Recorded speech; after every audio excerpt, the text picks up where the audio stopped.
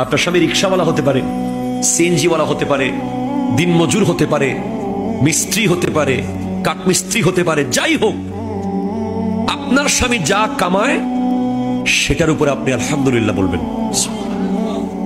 দুই, স্বামীকে অন্য কারো স্বামীর সাথে তুলনা না করা। কথা বলেন না, অনেক সময় বলে না, অমুকে বিদেশ থেকে এটা আনছে, অমুকে এটাও তার বিবিকে কিনে দিয়েছে। এই ধরনের কোন কথা স্বামীকে বলা যাবে? বলতে হবে আপনি সেরা।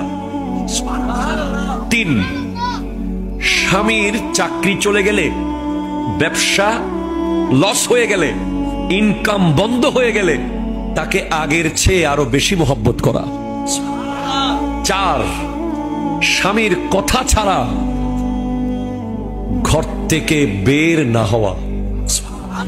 পাঁচ, স্বামীর জন্য নামাজ পড়ে সব সময় দোয়া করা। ছয়, স্বামীর সামনে সুন্দর করে সেজে আসা।